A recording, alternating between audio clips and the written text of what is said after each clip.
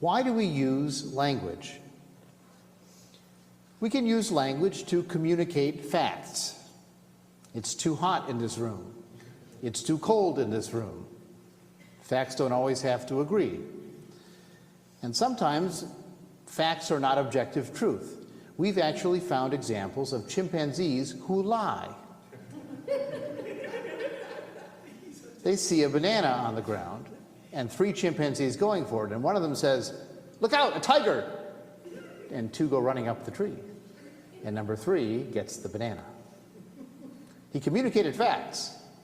They just weren't true. So we can use language to communicate facts. We use language to make connections. We create societies. We create partnerships, friendships, loving partnerships, families. Just think of that phrase, your mother tongue. In Yiddish, actually, the word for Yiddish is mamaloshen, your mother tongue. It's what you learned from your parent. And language is often an approximation for ethnicity and geography and DNA, because you learn what your parents speak to you. And it's creating a community. Or you could even think of the example from Dead Poets Society, where Robin Williams' character says that the art of poetry was created to woo women. It's making connections. Now, we sometimes use language to express our personal experience. We talk to ourselves, sometimes internally, sometimes out loud. We keep diaries. We record memories. Language is about others, but it's also about ourselves. We've found that cognitively we've become so attuned to the sound of our own name that even asleep our brain activates when you hear your name said. That's why it's good to wake children up with their names, because it works. And we use language to express social values. I can say a phrase and a whole bunch of associations will come to you. MAGA, pro-choice. Think about the difference between connotation and denotation. What is the literal meaning of a word and what does it suggest? Even describing an upcoming Shabbat, I called it feeling lucky. I'm talking about gratitude and good fortune. But of course, you hear that phrase and you think maybe of something else. The point is that words matter. One of the basic motivations for creating a humanistic Judaism was the conviction that words matter. It affects our distinct approach to Jewish life. We're not interested in reinterpreting and reinterpreting more, or having a creative translation of the Hebrew, or putting a footnote that says, well, what we really mean is, no, if we're saying Baruch Atah, that is, blessed are you in a male form, Melech HaOlam, king or lord of the universe, and king is male in both English and in Hebrew, well, those have meaning. And we don't agree with that meaning, and so maybe we prefer to say, Baruch HaOr Ba'adam, blessed is the light in people that inspires us, or that is inspiring us to do good things. You see, language is a new front in the culture wars. It's the pronoun wars these days. He, him, she, her, they, them, sie, zim. If you've never heard that, I'll explain in a minute. She, they, that's another combination. It's part of the ongoing debate of understanding, integrating, and accepting new gender identities in the 21st century. When we celebrate Pride Month, we celebrate lesbians and gays, and those are people who are part of their own gender identity, maybe as they were raised or as they've become. But we also celebrate the fluidity, the creativity of the Q and the plus and the other options that are out there, and how that has maybe challenged some of our conventions, but also opened our mind to new possibilities. We have to remember that there's a distinction between sex and gender. Sex is biology. Gender is a cultural construct. And what's included in one gender or another, or the possibilities of more than simply 2 genders, those are cultural constructs. We also have to remember the terminology, that to be cisgender is to identify with the gender identity with which you were raised, whereas to be transgender means to have altered that gender identity or have always felt that you were in the wrong gender or assigned to the wrong gender and then expressing your true self later in life. This is used, by the way, in geography too. We've heard of Transjordan, across the River Jordan, to refer to what is now the Kingdom of Jordan, but geographers refer to Cisjordan as this side of the Jordan that is what is understood as Israel-Palestine. So there's also, of course, people who don't fit into either A or B, or changing from A to B, but want C or D or 6, some other category. They're the non-binary, the agendered. This gender binary, though, in American, Western, European, and in many Asian cultures too, is very, very deeply rooted. It's the clothes you wear, the jobs you're assumed to pursue, the hairstyles that are acceptable. Kids' toys are gender-coded, and you can see the boys' Lego section and the girls' Lego section. Of course, what makes it a boy Lego or a girl Lego, to my mind, is who plays with it, not what the packaging says. Same thing with clothes. It doesn't have to be one or the other, it's whoever wears it that defines it. When our daughter Maya was born in 2005, we asked our family to not buy anything pink. We knew that we would get lots and lots of pink from everybody else. So we told our families, if you want pastel green, pastel yellow, that's all fine. No pink. We still wound up with plenty of pink, but it was at least mixed with some other options. There are assumptions about the male personality and the female personality, male abilities and female abilities. I once heard a remarkable reply by the African-American physicist Neil deGrasse Tyson when he was asked about the question about women getting involved in science. Why aren't more women involved in science? This was around the time Larry Summer, former head of president of Harvard, had made some comments about women and their abilities in science. And Neil deGrasse Tyson told a very moving story about his own experience being an African American who wanted to go into science, and people asking him, don't you want to play football? Don't you want to be an athlete? And he was burning with a passion to pursue this. And so he pushed on, and then sometimes he looks back around him and says, where's everybody else, like me, that isn't here, who didn't have that burning desire to push and to force his way into those positions? And so what he said as a parallel message, because he said, I've been black my whole life, but I've never been a woman, so I can't tell that experience. But he says, until you can equalize all those pressures pushing people not to do it, the social pressures, the identity pressures, the cultural pressures, once you can equalize that, then we can have a conversation about what's innate and what's not. But to assume that it's innate when there's so much else going on, that's simply not fair or reasonable. We also have to realize the role language plays. And in English, we're kind of spoiled because we don't use gender for things that many other cultures use gender for. Objects are not gendered. I mean, we might call a ship she, right? That's sort of a convention. But in general, a table is a table. It doesn't take a different form in the adjectives or the verbs, where objects are gendered in other languages. Ironically, in Hebrew, everything that your body has two of is female. Hands, eyes, feet, except for breasts. Breast grammatically is male in Hebrew, for whatever reason. It's quirky.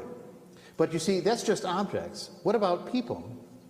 Well, in Hebrew, the verb is different if a male is doing it or a female is doing it. The word for you is different if I'm talking to a woman or to a man. The word for this is different, talking about a female object or a male object.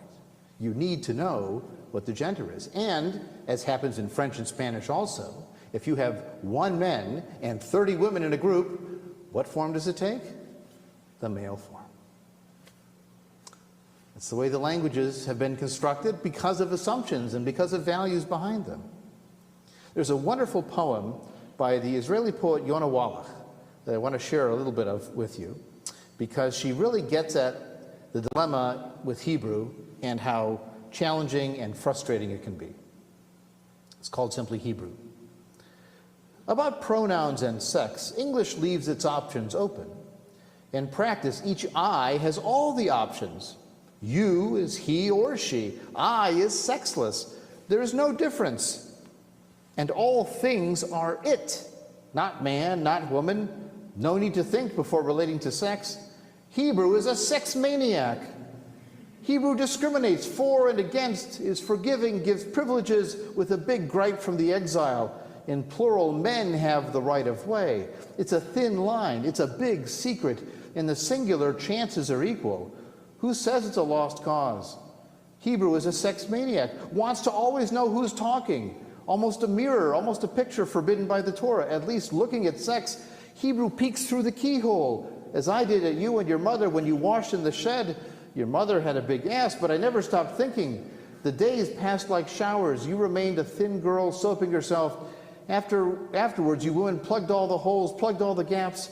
Hebrew peeks at you through the keyhole. The language sees you naked.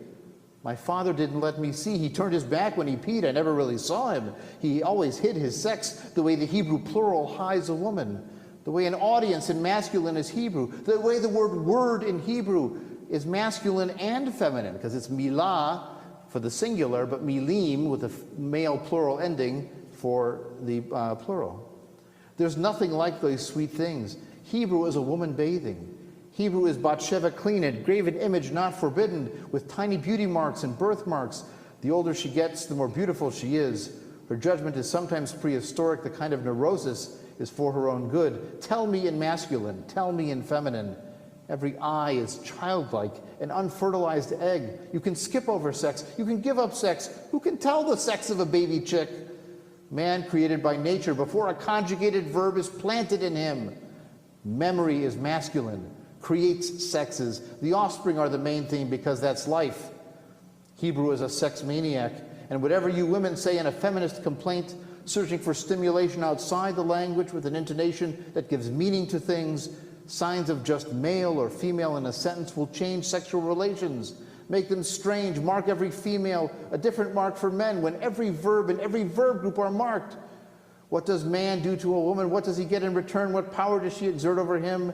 And what sign given to an object, to an abstract noun and particles will get a sort of natural game, an emotional happening like a new forest, a game of universal natural forces determining all the particulars, universal signs for all events that may happen someday. Look what a body language has and what proportions. Love her now without cover of words. Strong, vibrant, angry, grappling. Some languages have neutral forms in them. I mentioned it in English, but that's not always connected to LGBTQ acceptance. I understand that in Chinese, for example, they have no gender to personal pronouns, but they certainly are not a gender egalitarian society. We see a lot of headlines about many issues on the transgender argument front: hormone therapy, transition surgery for minors and for adults, who uses which bathroom, can you participate on which sports team? But this pronoun debate needs to be seen in a larger context. And the big picture question, and this is where I think the dividing line is most stark: should social structure adapt to human needs, or should humans conform to social structure? Think of it another way. In other words, some people see this debate over pronouns, the basic building block of grammar, as a sign that people today are just messed up because they can't conform to the simple social convention of male-female binary. And they simply won't accept the world referring to them with the same pronouns from their beginning to their end. It's bar mitzvah or bat mitzvah, and that's it. They would impose society's convention over human need. Other people, I would say probably our people, see this debate over pronouns as another area where society itself, language itself, needs to adapt to better accept the complexities of the human experience and to support the emotional well-being of its members. People are more important than the rules people made. We can call it a B mitzvah, a brit mitzvah. We can come up with new terms. We are not confined to the old categories. Language expresses social values, whom it includes, whom it marginalizes, how flexible it is to new circumstances and needs to demonstrate those values. Now, on some level, the pronoun debate is a grammar debate. So what is grammar? Grammar is a system designed to clearly and accurately communicate, so people understand you. Now, sometimes it doesn't matter. I did good or I did well. Technically, the second one is correct. But you understood me the first time. So if the goal is comprehension, it can be done. The question is, how far down the rabbit hole do we go? There's the famous example of the dangling preposition. And I think it was attributed to Winston Churchill, where he said, a dangling preposition is something up with which I will not put. So if you really want to avoid dangling prepositions, it begins to sound like gobbledygook. It doesn't make any sense anymore. Or there's the debate over the commas, the Oxford commas, the missing commas. But it makes a difference at times. So for example, imagine a set of credits in a book. And the person says, I would like to thank my parents, comma, Maya Angelou, comma, and Barack Obama, comma. Now if you take out one of those commas, it reads, I would like to thank my parents, comma, Maya Angelou, and Barack Obama. As if they are the parents. Okay, so the comma makes a difference. It does make a difference sometimes for comprehension. But the challenge is, grammar and the dictionary are human inventions and human conventions, and they change over time. Have you ever received a text and you had no idea what the person was telling you? And you had to go to the online dictionary or Google to find out, what does this abbreviation mean after all? In social media, sometimes you'll use numbers or letters to say full words because people understand you, right? If they understand you, then what's the problem? Sometimes grammar is a metric for economic class, or for ethnicity, or for immigration experience, or for race. And the speed of language has accelerated in its evolution. Now, I'm going to play for you another song. This is by the artist Weird Al Yankovic, called Word Crimes. Now, he's taking on the character of someone who's very annoyed at all this grammar changing. And I'm interested to see how many feel like he's overreacting, or how many feel like he has a very good point with this song.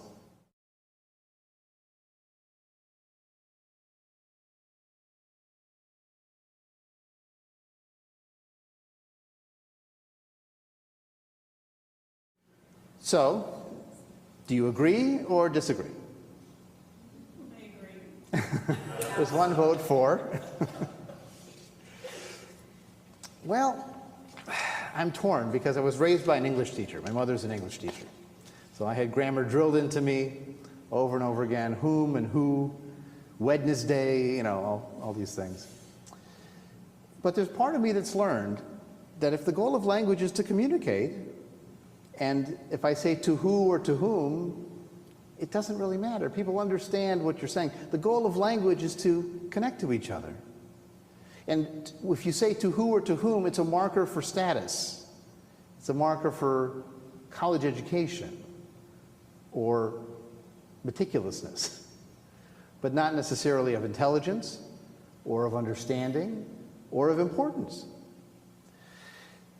Language exists to serve people. People don't exist to serve language. And I've always been amused when people get so focused, even secular people get focused on what the dictionary says and what the grammar book says. And I said, you don't do what the Bible says just because the Bible says, and that was written by people too. You're willing to say the Bible was written by people so I don't have to do it? Well, pointing to the dictionary, that was written by people too. Be flexible, be open, think about the impact of what you're saying. Correcting grammar all the time online is not going to win you a lot of friends. It will show something about you, but it may not connect you with other people, and that's one of the goals of using language. So some of the resistance to the use of pronouns in non-historical ways or in new ways or in historical ways that people aren't used to hearing is some of the resistance is the conservatives who don't like the changing society.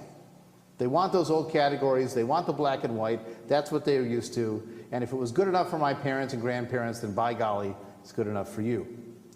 But it's not only them. You may have heard, or you may not have heard, of an acronym called TERF, T-E-R-F. It stands for Trans-Excluding Radical Feminist. Trans-Excluding Radical Feminist. So these are feminists who believe that womanhood is biology and social categories of gender. And they feel like men who are becoming women, as they would phrase it, trans women, are cheating or are stealing or are encroaching on their or I don't know exactly the motivation behind it, but they are exclusive. They would not count trans women as women. From the left, right? Correct? Not from the right wing of the political spectrum. The they singular has been around for a long time. It's used all the time when the subject is unknown.